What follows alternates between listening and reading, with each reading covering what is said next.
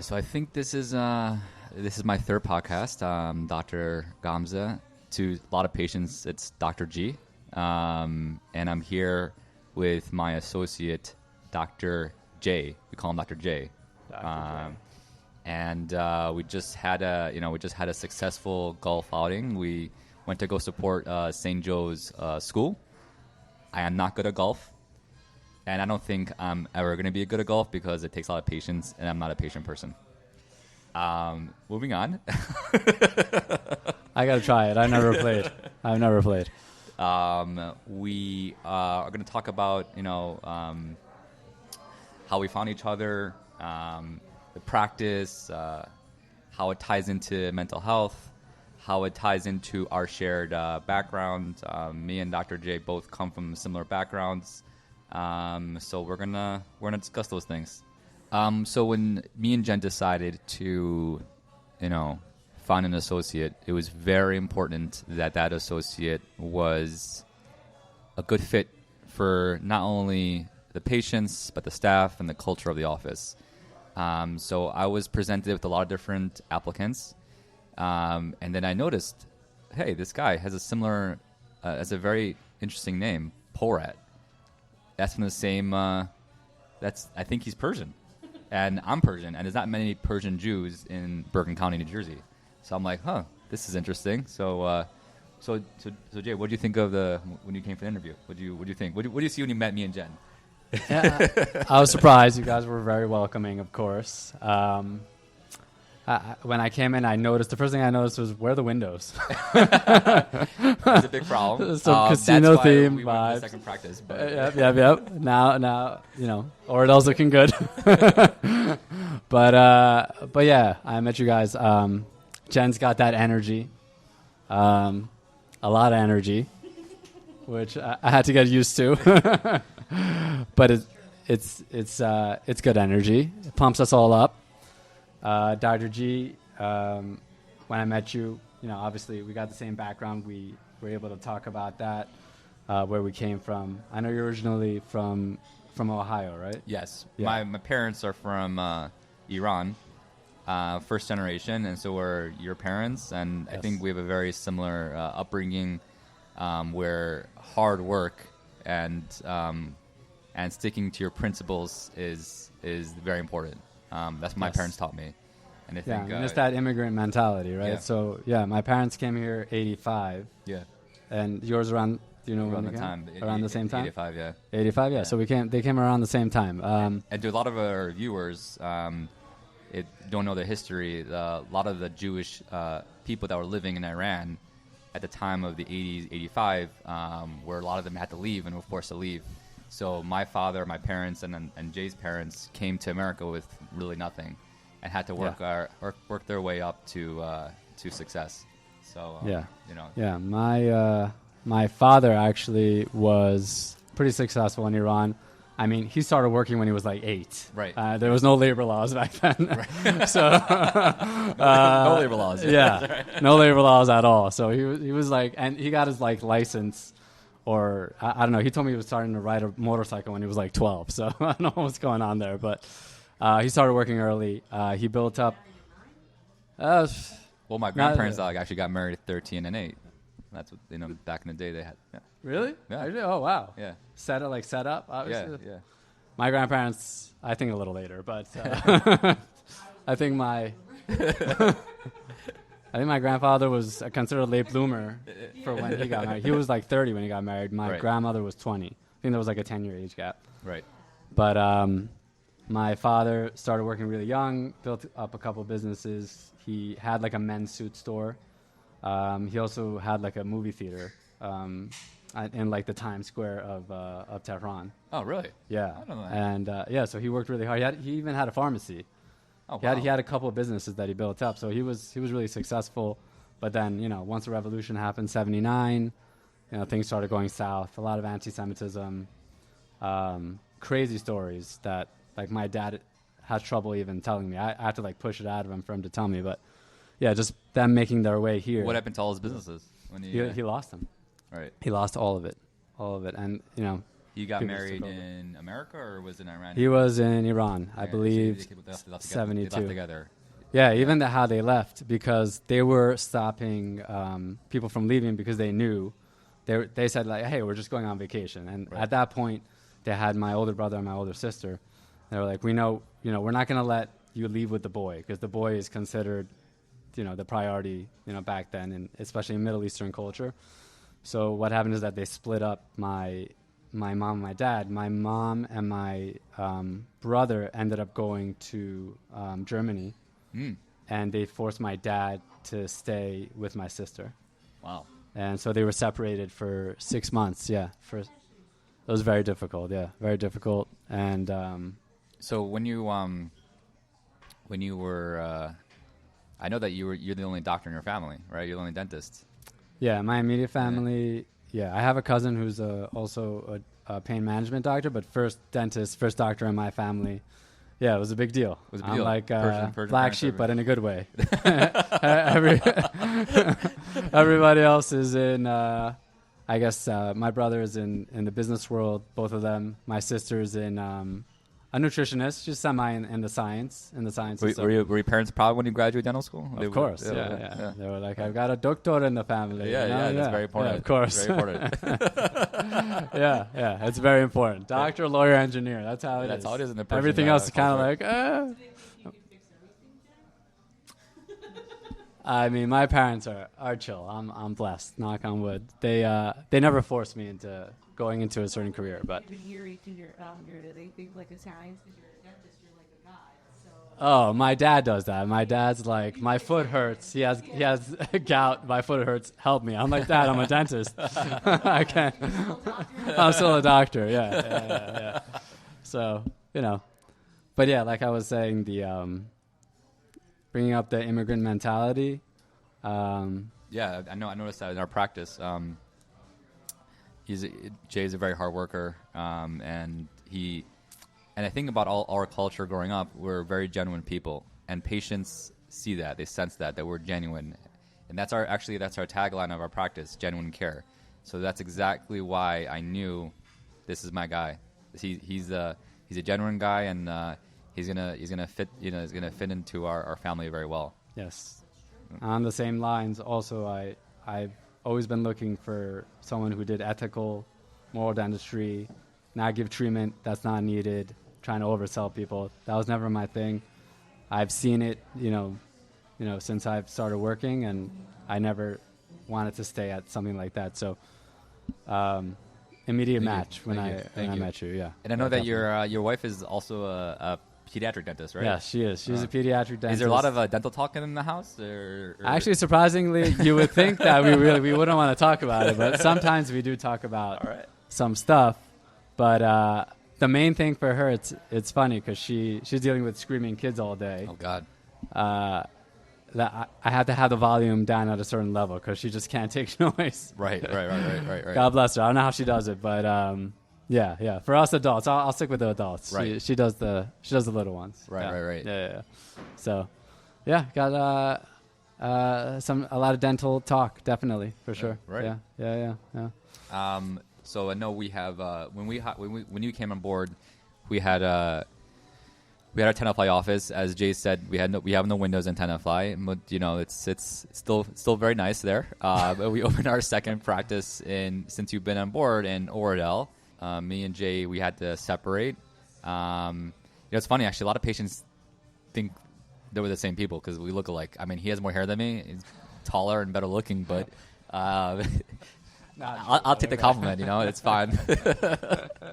But one thing in the beginning, patients had to get used to seeing they were used to seeing me for a long time, and it took time, but they totally warmed up to Dr. J, and because his technique and the way he does things is very similar to me, and that's why we chose him. So Yeah. what do you think? I watched you. I learned from your style too, and from a lot of great dentists that I've seen. I mean, people are scared to come in. Right. That's just the reality 100%. of dentistry. It's probably the vast majority that when they come in, they're afraid. So we have to calm them down. We have to make sure they're at home. I try to tell them before we start what we're doing.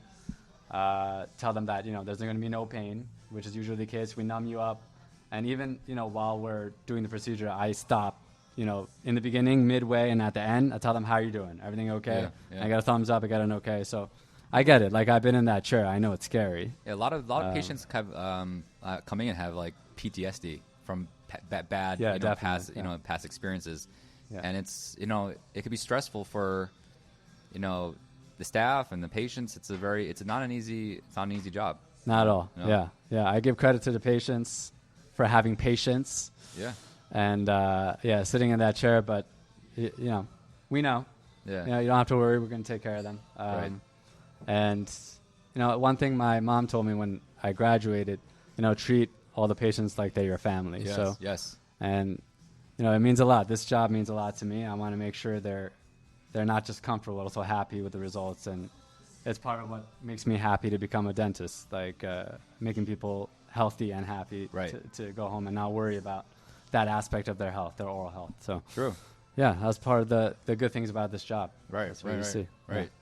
Yeah. Good stuff. Wow. He's like a giant arm. It's true though. I'm not even making that up. I know, it's so That's- genuine. Like, you would, like, seriously, this is, like, really good shit. Well, people who want to become a doctor, I would hope that they're doing it because they The care. right reasons, and they care. Right. The bad ones, people they get found out eventually because they don't care. They don't care about the patient. But that's what I always said about you. I Yeah. exactly right. Spot on. Mind reader. Wait, who was that in X-Men? Professor X. Correct. Yeah. Hey. So, I think what you were saying was interesting. I think with patients, with doctors and doctor-patient relationships, sometimes sometimes the doctors can get lost, and it can be all about money. But where we come from and our ethics and our values, it's about the patient. And what I've learned of growing the business is you treat the patients well first, and the business will grow. Don't go after the money. Go after the patients. Treat them well. Treat the patients well, and then everything will. That's what my father taught me, actually. Yeah. Treat the patients well first, and then everything will follow suit. And then that's the way we grew, and that's the way we were. Those are the things that we were taught. When I'm in Oradell and Jay is in Tenafly, I know that the patients are in good hands. Like, I don't have to worry. Like, I don't have to check up and constantly call and worry. He's a really good doctor, and he's a good guy, and he's going to treat the patients well. So I never have to worry about things not being handled well in Tenafly. I know there was one that specifically wanted to see you because you're good with people who are fearful. Like, I'm a baby about it. Dr. G knows my situation, blah, blah, blah. But, You were able to step in, yeah. I see how you work. I use your method. Same thing. Like, just treat them with kindness, respect, and they see who you are, kind of that. Yeah. And I think honestly, I think patients want to see, and their doctors and dentists want to see humanity. They want to see someone that's on their level, that could be humane, not someone in a white coat that's going to be, staring at them and, just talking science. They want to see someone on a humane level. And I think you got that. Yeah. I think that's, I try to. It's what do you think important. about that, That's Jen? it. That comparison, the white coat. You like that comparison, right? For the camera. Like I said before, patients have, people who were a child and they had traumatic, your wife's a pediatric dentist, so she'll say children have traumatic experiences. 100%. It goes into adulthood and they're very fearful of dentists. Any noise, anything visual will get them nervous and scared. So it's very important that we stay calm, we stay humane, and we stay warm so the patients feel comfortable. Yeah, definitely. Yeah. We know it's scary in the chair. Like you said, as a child, and my wife can attest to this, that the brains are still developing, so any trauma has like a tenfold impact on the brain. Multiple studies that have shown this. It's just known, it's not a secret. So right. yeah. we take that into account with everybody who comes in, whether they've had PTSD or not. We treat everybody from the same starting point, making sure they're not going to be afraid and comfortable. The more you refrain from going to the dentist, the worse it's going to get. So if you're really nervous, you got to come in early and get your teeth worked on earlier before it gets really bad. Because if it gets bad, then it can be more traumatic. So that's why you get the dentist as soon as possible. That's my answer to that. Yeah. What do you think about that? What's that saying? That the best treatment is prevention? Yes, or something like 100%. that? Yeah. Yeah. If you let it linger, it's just going to not only cost more, but it's just in terms of your health. Yeah, you can also do that too. Yeah, we can prescribe. Yeah, but like Dr. G said, it'll just it's like a domino effect. It'll just get bigger and bigger, worse and worse. So it's not. We know you're fearful. We've dealt with that. You just come in. We'll take it baby steps, little by little. We'll explain everything. Yeah, also, laughing gas, and we have nitrous to calm you. And we can prescribe stuff to relax you. Yeah. But we have such a supporting team. yeah. Yeah, our team. Team is so calming and so supportive. Yeah. The minute you walk in to the minute you're in the back. Especially you, Jen. Now, okay, now what Yeah. about you guys? I don't know the whole time. Not an easy. Takes a sip of wine. As I drink a sip of wine, we can finish the segment and wait. Okay. Getting hangry. So Snickers. yeah, this is. I mean, it's not really talked about so much, but dentists, it can be a difficult. It could be a difficult job because we're dealing with a lot of different moving pieces. We're dealing with patient's anxiety. We're dealing with the technology, the drilling, the physical aspect, the scientific aspect of it. So there's a lot going on in your brain at that moment. So it can be, at the end of the day, it can be very taxing. Yeah. But what keeps you going is drinking a lot of wine. I don't know. What do you think, Jay? No, I agree. I think the fact that I'm passionate about it helps a lot. If I wasn't passionate about doing dentistry, it would be a lot harder. So that aspect of it helps. I'm always trying to learn and get better. And I think that also helps not just in terms of my mental health, but for the patient, because they see that I'm doing a good job, then it's not as taxing on me. So I always try to keep up to date with everything. And then, I think just trying to stay active in terms of our bodies ergonomically, it's very difficult. You saw me, I got the loops that I wear where I'm able to, I look like Stevie Good. Wonder. Yeah, Oh, good. yeah. I try to work out. Yeah, try to he's serve working my out. It's body. good. Yeah. He's fit. But also like ergonomically, I have those loops, the ergo loops. They help a lot. Yeah. My patients call me Stevie Wonder because I'm just like going like this the whole time. I'm just looking straight ahead, but it helps a lot. Yeah. Humor, yeah, big time. Oh my God. Yeah, we need to laugh at the end of the day. Jen, I know we got big energy ball. We got a lot of corny Yeah. jokes in the chair, but it relaxes the patient, right? Yeah. We tried a lot of dad jokes, a lot of corny dad jokes. But hey, if it makes the patients laugh, we're doing our job. That's Exactly. it. Laughter is the best medicine. That's it. 100%. All right, so we want to also talk about our humble beginnings. I remember growing up, I never went to camp, and I worked for my father. I never went to camp. I always worked for my father, and I think it taught me the value of hard work. And what do you think? What do you I mean, they came here with nothing. Yeah. Immigrants, so they taught us the value of $1. Like you said, the value of hard work. Every little thing mattered. Like for example, my mom would make me finish every little thing on my plate. Oh, yes. No, you can't throw anything out. Right. Like this is again that immigrant mentality where everything has value. You have to use don't waste. Don't be wasteful. And then AC. We didn't really have AC. Me either. We had a window unit. If we were lucky, me and my brothers would throw one in there, and then we'd all hang out in one room. The worst part is after you so- shower, after taking a shower and still being hot. That was me and my brother joke about that all the time.